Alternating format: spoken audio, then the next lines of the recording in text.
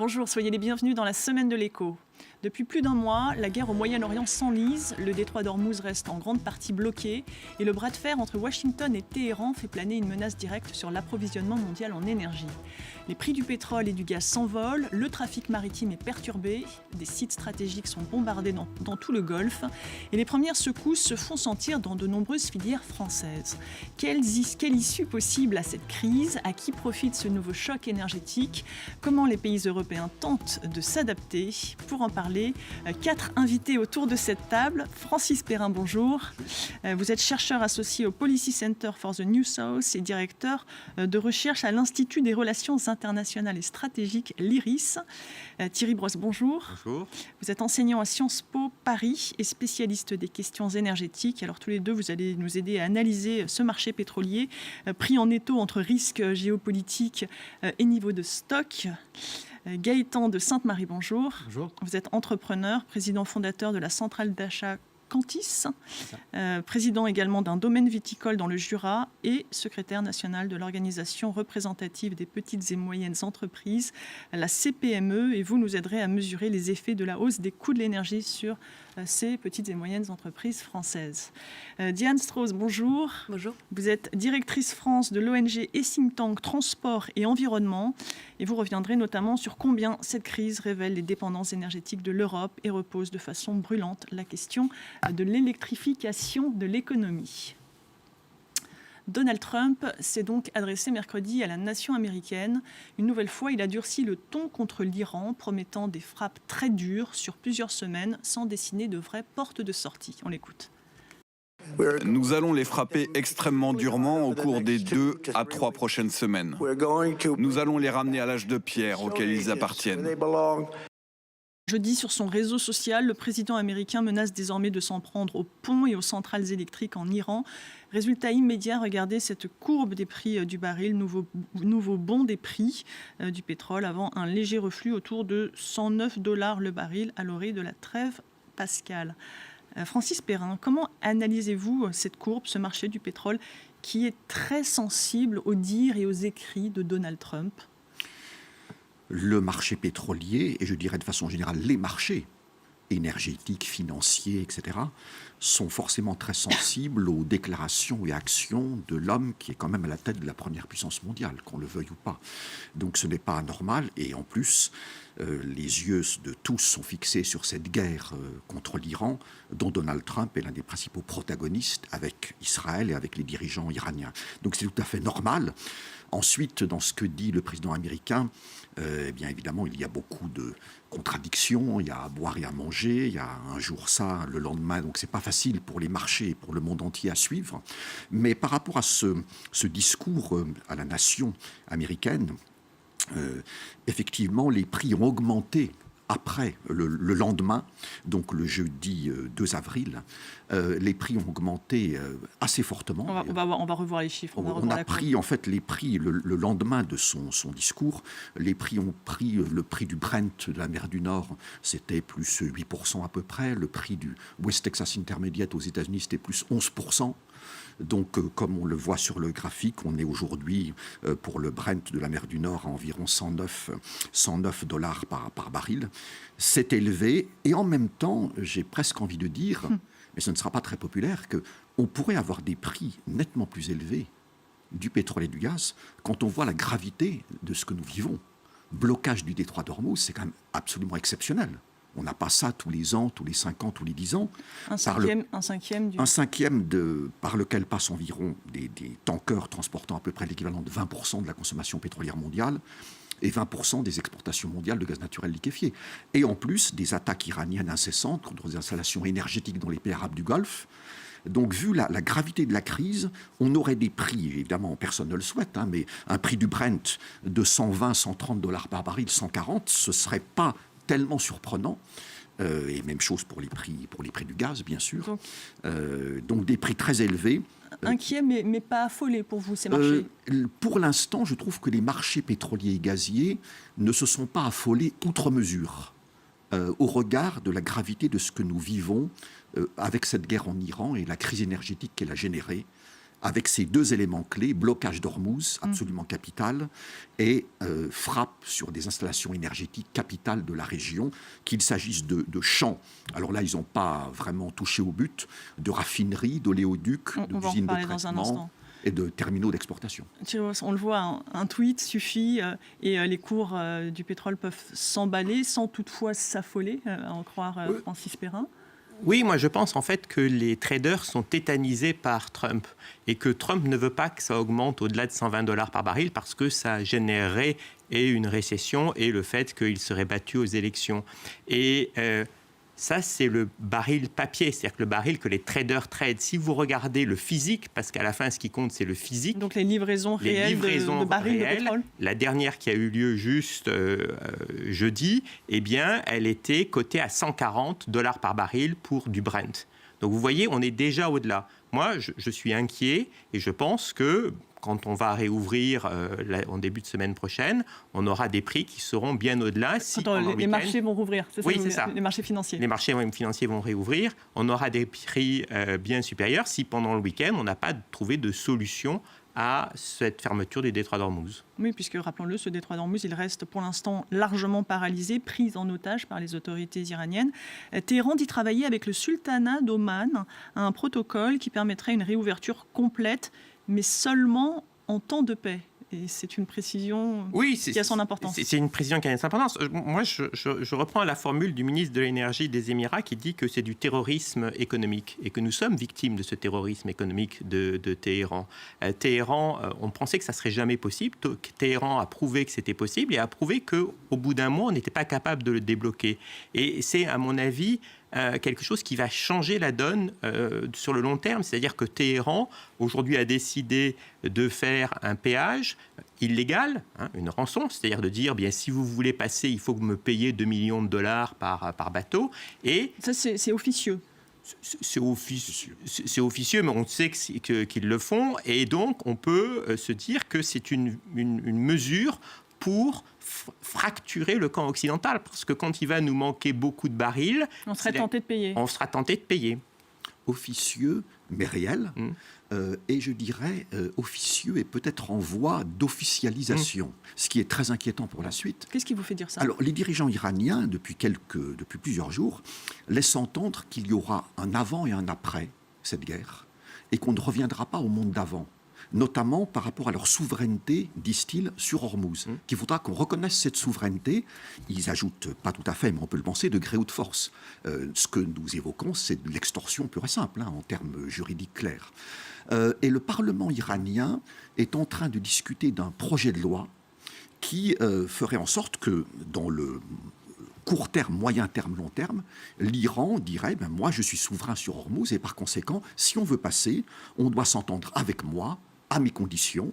Donc ce qui est pour l'instant officieux, mais malheureusement bien réel, il y a une tentative, et on verra ce que ça donne dans les jours et les semaines qui viennent, du côté des autorités iraniennes, de le rendre durable. Et ça, c'est extrêmement inquiétant parce que nous parlons d'un détroit international. Ce que vous nous dites, c'est qu'après la guerre, l'Iran n'a pas intérêt à rouvrir le détroit d'Ormuz et pourrait continuer à s'en servir comme d'un moyen de pression sur l'économie mondiale. L'Iran fera en sorte, en tout cas, qu'il veut qu'on reconnaisse sa souveraineté. Et donc, par conséquent, s'il est souverain, il faudra en passer par certaines conditions qu'il fixera. Par exemple, un péage ? Par exemple, tout à fait, absolument. Et ça peut être beaucoup plus grave que ça. C'est-à-dire que ça peut nous impacter, nous, mais ça peut aussi, il pourra aussi dire que certains bateaux des pays producteurs du Golfe n'ont pas le droit de passer. Et donc, l'Iran, si l'Iran fait ça, encore une fois, dans toute illégalité, l'Iran aura finalement un rôle de fixation du prix du baril. Mieux, pire, j'utilisais le terme, que l'OPEP aujourd'hui. Comme aujourd'hui, il y aura les bons navires et les mauvais, en fonction des pays. Les navires amis et... Exactement, c'est ça. Alors, il y a quand même des tentatives de médiation, d'ailleurs, qui sont menées par Bahreïn. Une quarantaine de pays demandent à l'Iran de rouvrir immédiatement ce passage stratégique. Ça, c'était ce jeudi. Et ce vendredi, un projet de résolution à l'ONU sur la sécurisation du détroit est en discussion, mais le vote est repoussé et le Conseil de sécurité, qui contient notamment la Chine ou la Russie, est loin du consensus. Thierry Brosse, est-ce que la diplomatie a encore des leviers dans cette crise ? Ou bien, comme vous semblez nous le dire, ce détroit d'Ormuz, il est impossible à sécuriser ? Des drones, des missiles iraniens ? Je pense, qu'il est très compliqué à sécuriser et qu'aujourd'hui, on ne peut pas le faire en temps de guerre. Et deuxièmement, je ne suis pas très optimiste sur la diplomatie aujourd'hui. Je pense qu'on est passé dans un monde où on montre ses muscles et que l'Iran a compris, dans cette guerre asymétrique, que bloquer le détroit, c'était quelque chose d'essentiel et qui avait des conséquences très importantes sur les pays occidentaux en particulier. Et donc, il va jouer cette carte jusqu'au bout. Et à cela s'ajoutent, vous nous le disiez, des frappes sur les installations pétrogazières de la part de l'Iran. Alors les dernières en date, ce sont la raffinerie en flammes au Koweït, un complexe gazier arrêté à Abu Dhabi après interception d'une attaque.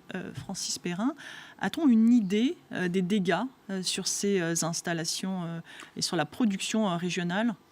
Il faudra un petit peu de recul, je pense, pour avoir des données les plus solides possibles, mais on a certains éléments d'information concernant certaines installations stratégiques. Et on sait à ce jour, me semble-t-il, que la frappe iranienne la plus réussie du point de vue de l'Iran, évidemment, c'est contre le gaz naturel liquéfié au Qatar. C'est le 18 mars, où des frappes iraniennes ont gravement endommagé 2 unités de production de gaz naturel liquéfié sur les 14 que compte le Qatar.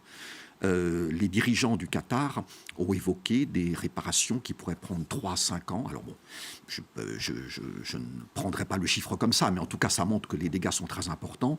Ils évoquent des pertes potentielles de recettes de 20 milliards de dollars par an et la nécessité, évidemment, de dire à leurs clients, en Asie et en Europe, désolé, on invoque la clause de force majeure dans les contrats pour dire on ne peut pas vous livrer, et peut-être que cette clause, on l'invoquera pendant 5 ans. Alors, encore une fois, tout ceci demande à être précisé et sous la pluie des drones et des missiles, ce n'est pas forcément possible, mais clairement, là, ils ont fait un coup très spectaculaire sur une des installations essentielles pour le Qatar, qui est l'un des plus gros exportateurs mondiaux de gaz naturel liquéfié, le 3e après États-Unis et Australie. Et par ailleurs, des raffineries, effectivement, des oléoducs, des usines de traitement de pétrole. Mais je pense que c'est vraiment à ce jour, et il faut toujours le rappeler parce que ça peut bouger dans les heures qui viennent, je crois que ces destructions-là sont les plus importantes en termes d'installation énergétique dans la région du Golfe. Oui, je crois que ce qu'il faut comprendre, c'est qu'on ne reviendra pas à l'instant avant la guerre du jour au lendemain. Il va falloir du temps. Pour le gaz naturel liquéfié, on parle de 3 à 5 ans. Pour le pétrole, c'est un peu plus rapide parce que c'est un peu moins compliqué comme installation, mais ça prendra presque 1 an. Et puis, il faut se rendre compte que les Iraniens ont encore une pièce maîtresse à jouer, qui est essayer d'attaquer l'oléoduc qui fait le lien entre l'Est et l'Ouest en Arabie Saoudite. Et s'ils arrivent effectivement à attaquer cet oléoduc-là, on revient à la crise du début de la guerre, c'est-à-dire il nous manquera absolument ces 20 millions de barils par jour, c'est-à-dire ces 20% de la production mondiale, et ils essayent d'y arriver. Cet oléoduc est très important que Thierry Brosse vient d'évoquer, l'oléoduc Est-Ouest, donc il débouche sur la mer Rouge. Qui n'est pas non plus de tout repos. C'est quand même un oléoduc qui a une capacité de 7 millions de barils par jour. Alors disons en gros que ça représente 5 millions de barils par jour exportés. Donc c'est le plus important qui permet de contourner Hormuz dans la région. Donc il y a les menaces iraniennes, parce qu'effectivement ils le connaissent. Donc ils vont essayer de viser soit l'oléoduc, soit le terminal d'exportation sur la mer Rouge. Et il y a les menaces éventuelles des Houthis au Yémen. Qui sont alliés de l'Iran. Et l'Iran, depuis quelque temps, leur dit ce serait bien si vous recommenciez à être un peu plus actifs dans cette guerre, à nos côtés. Ils ont fait quelques attaques de missiles contre Israël depuis le week-end des 28-29 mars. Ils font pour l'instant le service minimum pour dire à l'Iran, regardez, on vous soutient. Mais s'ils décidaient d'entrer plus franchement, entre guillemets franchement, dans la guerre, là, évidemment, comme ils sont au bord de la mer Rouge, ce sera une menace supplémentaire encore pour l'Arabie Saoudite par rapport à cet oléoduc Est-Ouest absolument capital. J'allais justement vous poser la question de savoir si de nouvelles voies de contournement étaient envisageables, la construction de nouveaux oléoducs, mais visiblement, ça n'est pas une solution. Ça prendra des années et des milliards de dollars, ou quelques dizaines de milliards de dollars. Donc, ce n'est pas une solution ni à court terme, ni à moyen terme. Alors, en attendant, on le voit, les prix à la pompe, ils battent des records, alors que les majors pétrolières affichent déjà des profits exceptionnels. Diane Strauss, les compagnies pétrolières sont-elles les grandes gagnantes de ce choc énergétique ? Alors, dans les grands gagnants, on a bien évidemment les pays producteurs de pétrole, puisqu'on rappelle que le pétrole, c'est quelque chose de fongible. Donc, tous les pays producteurs de pétrole profitent de cette augmentation des prix. Et puis, bien évidemment, les compagnies pétrolières aussi. On a un tracker des profits exceptionnels des compagnies pétrolières. On en est déjà à 2 milliards, ne serait-ce que pour la partie raffinage et distribution. Et ça ne compte pas tout le trading. Donc, en effet, sur le trading, en plus des bénéfices et ces profits exceptionnels, de notre point de vue, il est essentiel de les taxer pour pouvoir faire bénéficier le plus rapidement possible à la société d'investissements pour aller vers l'électrification. Alors peut-être avant de parler de taxes, Thierry Brosse, est-ce que vous confirmez que les marges, notamment de raffinage, elles se sont envolées ce mois dernier? Et comment l'expliquer? Comment ça fonctionne? Alors oui, tous les grands pays producteurs qui peuvent produire, parce que ceux qui sont dans le Golfe ne peuvent pas produire, donc ils ne sont pas gagnants dans cette histoire. Pour les marges de raffinage, la façon dont ça fonctionne, vous achetez du brut et vous revendez des produits, ce que vous voyez à l'antenne, c'est-à-dire vous vendez de l'essence ou du gazole. Et le pétrolier, il ne contrôle pas les prix, ni de l'amont, ni de l'aval. Et donc il achète son pétrole au prix du marché et il revend ses produits au prix du marché. Et la différence fait sa marge de raffinage. Aujourd'hui, ce que l'on voit, c'est que les prix des produits pétroliers se sont envolés plus vite que le prix du Brent. Et j'en reviens à mon analyse. Je pense que les traders sont tétanisés par Trump pour le Brent. Pour les produits pétroliers, ce n'est pas le cas. Et donc, la marge de raffinage a augmenté. Et donc, effectivement, il y a dans les raffineries des marges supérieures à ce qui se fait d'habitude. Et on a vu aussi que certaines compagnies ont réalisé des opérations, vous le mentionnez, très lucratives en achetant des cargaisons en début de conflit pour les revendre beaucoup plus cher par la suite. C'est ce qu'a fait Total Energy, qui aurait engrangé un profit exceptionnel d'environ 1 milliard de dollars en mars, selon le Financial Times. Ces pratiques courantes sont-elles condamnables en temps de guerre, et faut-il taxer ces surprofits? Alors, moi, je ne suis pas au courant de ça, mais ce que je peux dire, c'est qu'effectivement, il y a toujours des opportunités en début de guerre. Ça s'est toujours produit. Alors, je ne sais pas quelle société, etc. Mais effectivement, on peut imaginer qu'il y ait des traders qui se sont dit finalement la guerre va durer. Mais regardez, les Français sont allés massivement à la pompe au début. Donc, il y a des gens qui se sont dit au début, bien, il faut prendre les prix, le plus de volume possible, et qui aujourd'hui sont capables de revendre leur volume un peu plus cher. Après, c'est un profit de guerre, certes. Maintenant, comment c'est taxable et où c'est taxable, c'est très compliqué. Mais comme ce fut le cas notamment en 2022, où les pétroliers avaient été surtaxés, est-ce que c'est une bonne mesure? Alors, on parle quand même du mois de mars, c'est-à-dire 4 semaines. Prendre des dispositions fiscales sur un mois d'augmentation des profits, ça demande peut-être un petit peu réflexion. On évoquait 2022, là, bien sûr la guerre en Ukraine, ses conséquences énergétiques, là encore pétrolières et gazières. Rappelons qu'en 2022, sur la moyenne de l'année 2022, donc 12 mois, on avait un Brent à $100 par baril. Et quant au prix du gaz, je n'en parle même pas. Le gaz, ce n'est pas les carburants. Donc là, on a eu des prix élevés du pétrole pendant une période assez longue. La guerre a commencé, la guerre actuelle, le 28 février, et le prix du Brent a passé le cap des $100 par baril le 9 mars. Bon. Donc on est sur à peu près un mois. Est-ce qu'il faut prendre des dispositions spéciales pour... Si la situation continuait. Ah, ça c'est une autre question. Et faudrait-il aussi, je ne sais pas, passer par une mesure comme plafonner les prix? Alors moi, je suis totalement contre le plafonnement des prix puisque vous allez générer de la pénurie. On le voit très bien aujourd'hui. Il y a un pétrolier qui fait une offre, ses cuves sont à vide alors qu'il n'y a pas de pénurie dans le reste du pays. Je crois vraiment au marché. Je crois qu'il faut laisser le marché agir. On peut le taxer ou le surtaxer à la fin si on voit qu'il y a eu des profits supplémentaires, mais les profits de toute façon sont taxés en pourcentage. Et on peut à la fin aussi laisser le signal prix agir. C'est d'ailleurs Total Energy qui plafonne ses prix à la pompe. C'est ça. Gaëtan de Sainte-Marie, très concrètement, cette crise, comment vous la vivez comme chef d'entreprise et aussi comme dirigeant patronal? Un peu plus mal depuis qu'on a commencé l'émission, parce que je vous écoute. On vous donne des perspectives qui ne sont pas forcément positives. Mais si je devais résumer, les PME, cette crise la vivent mal, parce que finalement, les coûts explosent, certains coûts explosent. Du coup, les marges se cassent la figure. Et finalement, à la fin, ce sont les PME qui trinquent. Parce que là, on a parlé de l'explosion des coûts à la pompe, bien sûr. On a parlé du gaz, bien sûr. Mais il y a également un certain nombre de matières aujourd'hui qui sont en très forte augmentation. Directement liées au gaz, il y a par exemple l'engrais qui a pris plus 30%. Dans l'industrie, un certain nombre de matières premières ont augmenté énormément.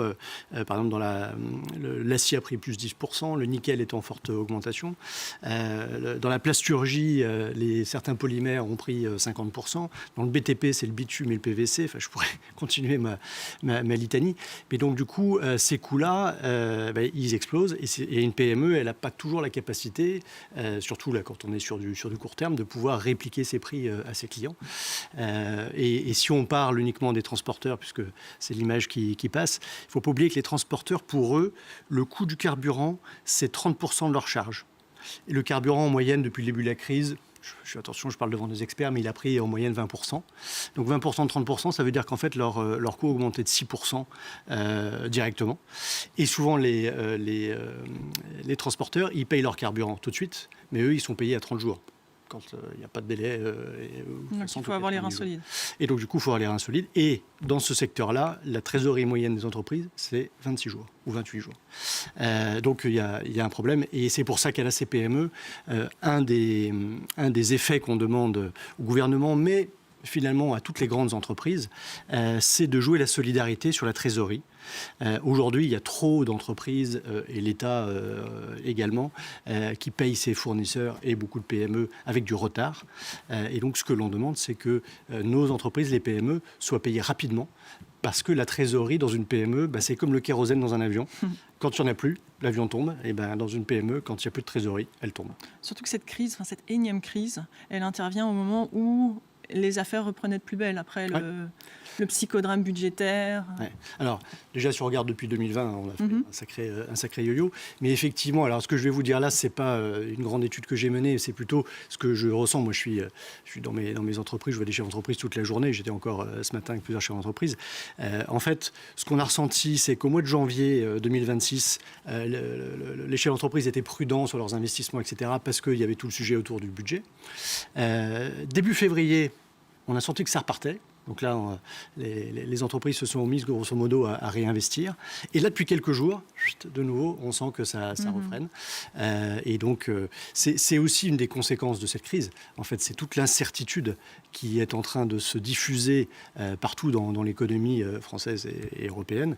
Et on sait bien que pour l'économie, l'incertitude, c'est jamais très bon. Et ça nous inquiète aussi beaucoup à la CPME.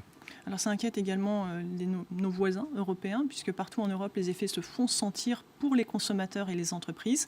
En France, le gouvernement envisage de nouvelles aides ciblées. Et ailleurs, comment s'adaptent nos voisins? Tour d'horizon signé Serine Bey. Des prix à la pompe qui grimpent et des ministres de l'énergie qui tentent de faire face en Europe. La Commission européenne appelle à des mesures pour garder le contrôle des prix de l'énergie, ce qu'ont déjà mis en place certains membres. La Pologne a par exemple annoncé l'introduction d'un prix maximum sur les carburants, même si son Premier ministre craint comme conséquence une arrivée en masse des habitants des pays voisins. Nous gardons un œil sur la situation. Pour l'instant, nous n'observons pas de tourisme de masse venant de l'Ouest. Il n'y a pas encore de tourisme à la pompe, mais cela va sans doute arriver. Le voisin allemand fait partie d'un large groupe de nations européennes qui refusent d'appliquer cette mesure. En France, le gouvernement a annoncé des aides limitées et ciblées destinées au secteur des transports, de l'agriculture et de la pêche, ainsi que des subventions pour les familles à faible revenu. De son côté, l'Italie a réduit les taxes sur les carburants, ce qui n'a eu que peu d'effet sur le coût global de l'énergie. Pour certains analystes, cette crise énergétique en Europe pourrait avoir de plus lourdes conséquences encore. Les coûts liés au chauffage, à la climatisation, à l'alimentation, aux produits de consommation courante, les coûts d'exploitation des entreprises, ceux de production d'électricité sont tous en hausse. Cela a des répercussions sur les entreprises et sur leurs résultats financiers. À terme, cela pourrait entraîner des pertes d'emplois et nous faire frôler une récession économique. Lors d'une réunion du G7 lundi, les ministres de l'énergie ont eu du mal à trouver un terrain d'entente. Ils se sont engagés à stabiliser les prix, mais craignent qu'une augmentation excessive des dépenses publiques pour compenser ces coûts ne déclenche une autre crise financière. Diane Strauss, on le voit, le dilemme en Europe, c'est comment aider sans creuser les déficits. L'équation n'est plus du tout la même qu'en 2022. Oui, tout à fait. On voit que ce qui se passe pour les Français et les Européens, c'est dramatique pour le pouvoir d'achat. Il y en a beaucoup qui sont vraiment en difficulté. Et ce que rappelle cette crise, c'est aussi le coût faramineux des importations de pétrole. En France, on importe par an 30 milliards d'euros rien que pour faire rouler nos voitures. C'est autant d'argent qu'on cherchait cette année en économie budgétaire et autant d'argent qu'on met pas et qu'on n'investit pas dans l'économie décarbonée, les technologies stratégiques, les batteries, les voitures électriques.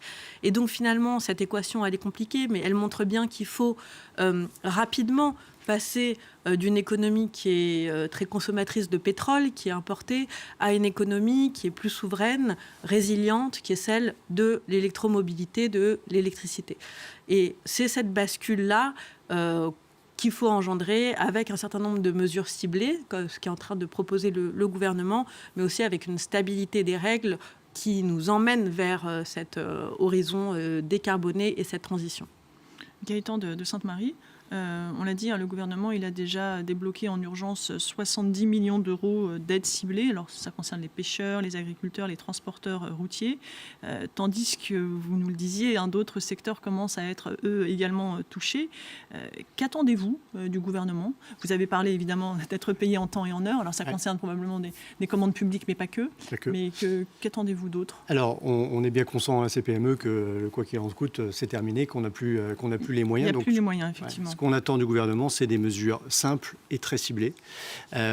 Aujourd'hui, les premières mesures qui ont été prises vont dans le bon sens, mais il faut aller plus loin parce que, comme je le disais juste avant, en fait, elles touchent des secteurs qui sont touchés directement, mais aujourd'hui, on voit que de plus en plus de secteurs sont touchés. Il y a véritablement une contagion des différents secteurs de l'économie. Je parlais d'industrie, je parlais du tourisme, par exemple. Et donc, il faut élargir le nombre de secteurs qui peuvent bénéficier de ces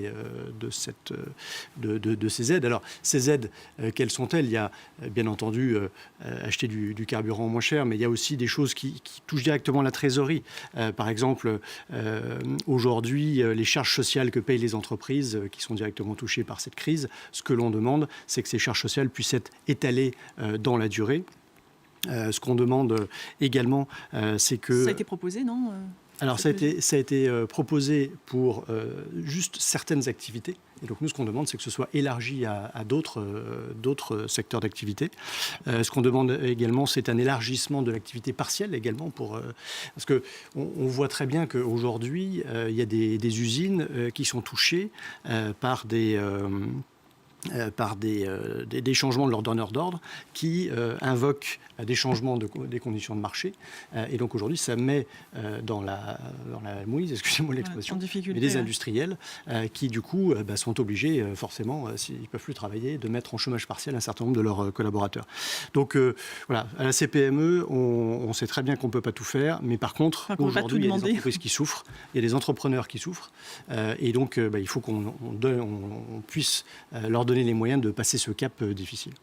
Alors, Francis Perrin, en France, certaines entreprises, ou un bon nombre d'entreprises qui tournent encore largement au gaz.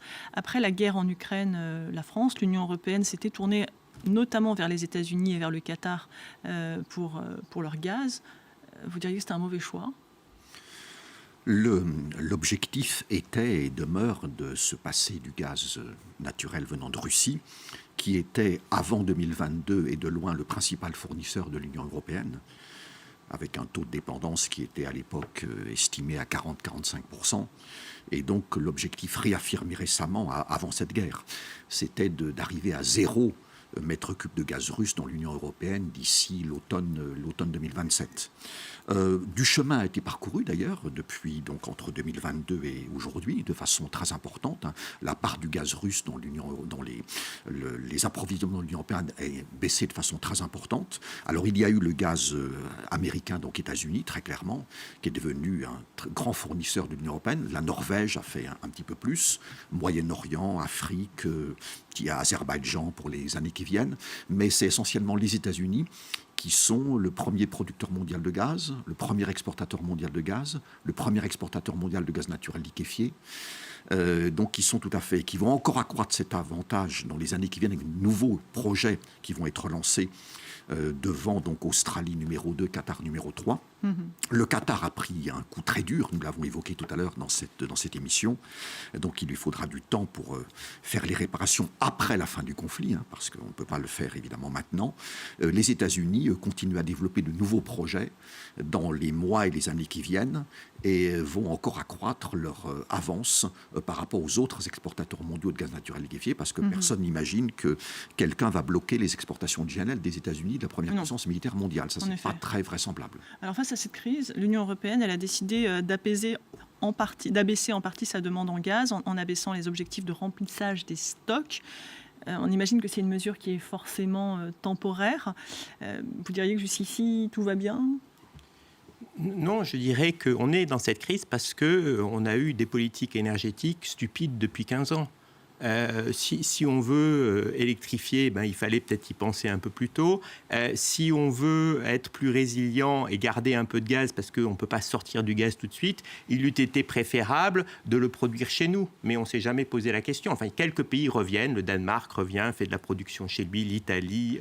Et donc, on a une Commission européenne qui micromanage les choses. Et à la fin, on va de crise en crise. Pour les stockages, ils avaient décidé de les baisser déjà à la fin de l'année dernière, pendant l'été dernier. Et aujourd'hui, les stockages, ce ne sont pas des stockages stratégiques, ce sont des stockages industriels. Laissez les industriels faire leur travail d'industriels et de vendeurs de gaz. Yann Astros, vous êtes d'accord ? Il faudrait produire plus de gaz en Europe ou électrifier ? L'Union européenne, elle a donné un cap clair sur ce qu'il fallait faire et comment sortir de notre dépendance au pétrole et au gaz. Ça s'appelle le Green Deal, c'est des objectifs à 2030, 2035, 40 et 50. Et on a ces objectifs, ils sont en permanence attaqués par un certain nombre d'industriels, de constructeurs. En fait, la stabilité des règles, elle est vraiment clé pour que les industriels sortent de cette dépendance au gaz et au pétrole. Mais c'est sûr que ça demande des investissements. D'où la proposition d'avoir une taxation sur les super profits, d'avancer aussi les revenus ETS, qui sont des revenus issus de la tarification carbone. On peut trouver un certain nombre de revenus pour investir dans l'électrification maintenant, pour réduire notre dépendance au gaz et au pétrole à l'avenir. Mais c'est vrai que ça signifie de s'organiser et surtout de rester stable. L'idée de sortir, par exemple, de l'obligation de vendre des voitures électriques en 2035, c'est un très mauvais signal pour l'électrification du parc automobile. Donc il est nécessaire de conserver cette date et vraiment d'aller de faire les investissements nécessaires pour aussi gagner le leadership de ces technologies. La transition énergétique, ce n'est pas des yaka faucons. Encore, je le rappelle régulièrement, on n'a pas arrêté la graisse de baleine parce qu'on voulait faire plaisir aux baleines. On a arrêté la graisse de baleine parce que l'essence, le kérosène, était plus intéressant pour les consommateurs.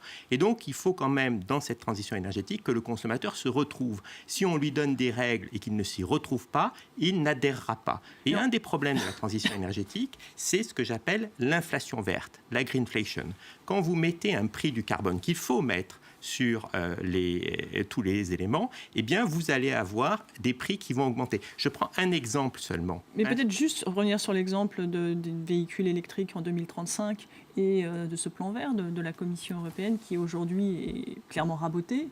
En quoi ce plan n'était pas clair et en quoi... Mais si le véhicule électrique était si intéressant et si l'électricité était si peu chère, les consommateurs l'auraient fait d'eux-mêmes. C'est ça le problème. Le problème, c'est qu'on impose des choses à Bruxelles à des consommateurs qui n'en veulent pas. Eh bien, à la fin, ils se rebellent. Et c'est ça le grand problème. Je vais vous donner un exemple. On a décidé, et c'est très intéressant, on a décidé depuis le 1er janvier 2026 de taxer le CO2 qui arrive, de pricer le CO2, de mettre un prix sur le CO2 qui arrive des engrais.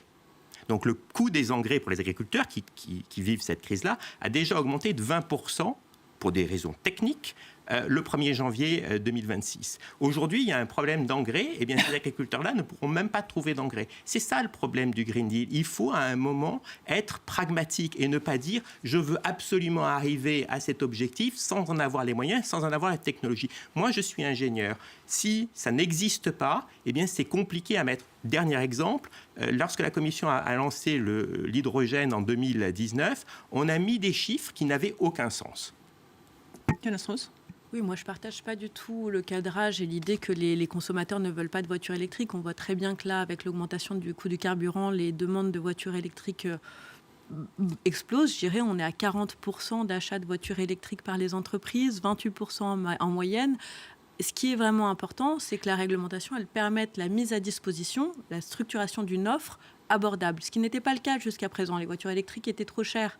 La réglementation européenne qui demande aux constructeurs de s'électrifier, elle demande aux constructeurs de faire des voitures électriques abordables pour les gens. Et c'est ça la condition sine qua non de l'électrification. Ensuite, il y a bien sûr la structuration de la demande. Tout le monde ne peut pas acheter une voiture neuve et chère. Et c'est pour ça que le projet de leasing social du gouvernement est intéressant parce que finalement, il va aller donner accès à des voitures électriques à des ménages qui ne peuvent pas acheter sur du neuf. C'est-à-dire, expliquez-nous comment ça va se passer. Il subventionne la location de voitures électriques pour un certain nombre de publics. Donc, le gouvernement a déjà annoncé le fait d'aller cibler des publics qui sont plutôt des infirmières libérales, aides-soignantes. Nous, on promeut aussi, par exemple, d'aller cibler les familles monoparentales. Et il y a un certain nombre de publics qui ont des voitures qui sont relativement anciennes. Et en fait, aider ces ménages-là à changer de voiture, c'est booster l'offre de voitures électriques faites en Europe et aussi aider les Français à sortir du pétrole. Gaëtan de Sainte-Marie, de quoi les petites et moyennes entreprises ont-elles besoin pour basculer vers l'électrique ? Alors, pour leur parc automobile, mais également pour leur activité. Ouais. Si vous voulez, le problème aujourd'hui, c'est l'offre qui nous est proposée. C'est-à-dire qu'un certain nombre d'artisans, d'entreprises du BTP, de grands rouleurs, en fait, aujourd'hui, ne peuvent pas passer tout simplement à l'électrique. Je vous donne un exemple qui m'est arrivé dans mon entreprise. Dans mon équipe, il y a des gens qui font beaucoup de kilomètres. On est dans une démarche d'aller vers l'électrification de notre parc. Et donc, on a changé un véhicule pour un de nos commerciaux. Et aujourd'hui, il n'est absolument pas satisfait parce qu'il nous dit « je perds un temps fou parce que en fait, je fais tellement de kilomètres que ça ne marche pas ». Donc, il y a un vrai problème d'adéquation de l'offre et de la demande. Et donc, même si on veut pousser les véhicules électriques... Ça ne marche pas parce qu'il n'y a pas l'autonomie, parce qu'il n'y a pas l'infrastructure pour se recharger? Non, parce qu'il n'y a pas l'autonomie et puis parce que c'est long de se recharger. Et donc, si je dois passer de la Bretagne à la région Auvergne-Rhône-Alpes sur une journée, je vais m'arrêter plusieurs fois. Et donc, c'est sur des petites voitures de commerciaux, c'est compliqué. Nous, à la CPME, le sujet de du plan Marshall, on va l'appeler comme ça, sur l'électrification sur lequel travaille le gouvernement, on trouve ça extrêmement bien. D'abord, parce que ça va donner du boulot aux entreprises françaises, et donc ça, c'est toujours positif. Et que deux, ça devrait donner normalement de la visibilité. Et nous, dans les entreprises, on a besoin de cette visibilité. Et puis c'est peut-être aussi un argument de compétitivité. Je pense par exemple Exactement. à la Chine qui électrifie à vitesse grand V. C'est compétitivité aussi, parce qu'on a quand même des champions chez nous en France des sujets autour de l'électricité, et que du coup, autant se concentrer sur nos forces dans notre pays. Donc ça nous va très très bien à la CPME. La difficulté, c'est que, on va dire à court moyen terme, les offres disponibles pour ce passage, elles sont aujourd'hui balbutiantes. Et puis quand même, pour ne pas oublier le début de notre discussion, il ne faut pas oublier que là, ce qu'on est en train de dire, c'est bien pour le moyen long terme, mais que ce n'est pas ça qui va permettre aux transporteurs ou aux taxis demain matin de pouvoir continuer à livrer leurs clients, parce qu'ils ne vont pas changer de véhicule en 3 jours, quoi. Vous lui répondez. Oui, alors il y a certains usages en effet très particuliers. 900 km par jour, c'est pas ce que fait tout le monde. La plupart des gens font entre beaucoup de commerciaux le font. Oui, voilà. Non, mais c'est certains usages. Et maintenant, il y a des autonomies avec les nouveaux véhicules qui arrivent, qui d'ailleurs dépassent les 700 km d'autonomie. Donc, on arrive à finalement avoir cette gamme de véhicules. Ce qu'il est important de rappeler, je pense, c'est que les transporteurs, ils ont besoin d'un principe de solidarité avec les donneurs d'ordre. Et c'est vrai que ce soit pour leur trésorerie ou pour l'électrification, les donneurs d'ordre doivent aussi participer au processus d'électrification des transporteurs. Et c'est d'ailleurs donc les donneurs d'ordre, typiquement, c'est monsieur les grandes entreprises. C'est plutôt les petites, voilà, les grandes entreprises qui vont être responsables du transport de marchandises sur la route, les grandes enseignes de distribution. C'est elles qui doivent aussi porter le poids de la transition d'une certaine façon et qui ont les moyens d'investir dans des camions électriques ou de payer une sorte de premium pour des camions électriques. Donc il faut une responsabilité qui soit partagée. Vous parlez de poids, c'est un sujet, parce que quand vous achetez un véhicule électrique avec une grande autonomie, ça pèse extrêmement, extrêmement lourd. Et aujourd'hui, il y a une taxe complètement idiote en France qui taxe les entreprises sur le poids du véhicule. Ça veut dire que si vous essayez d'acheter un véhicule électrique avec une grande autonomie, vous allez payer énormément de taxes juste parce qu'il pèse lourd en fait. Donc quand vous parliez de cohérence tout à l'heure, je suis complètement d'accord. Il faut de la cohérence sur l'ensemble de ces sujets et c'est pour ça qu'on peut espérer qu'un plan global du gouvernement sur ces sujets permettrait de retrouver une certaine cohérence. Sur notre antenne. En tout cas, merci beaucoup à tous les quatre d'avoir participé à cette émission. Francis Perrin, chercheur associé au Policy Center for the New South et directeur de recherche à l'IRIS. Thierry Brosse, enseignant à Sciences Po Paris et spécialiste des questions énergétiques. Gaëtan de Sainte-Marie, entrepreneur, président fondateur de la centrale d'achat Quantis et également en charge de la CPME. Secrétaire nationale de la CPME. Pardon, et Diana Strauss, vous êtes directrice France de l'ONG et think tank Transport Environnement. Merci à vous de nous avoir suivis. L'information continue sur France 24.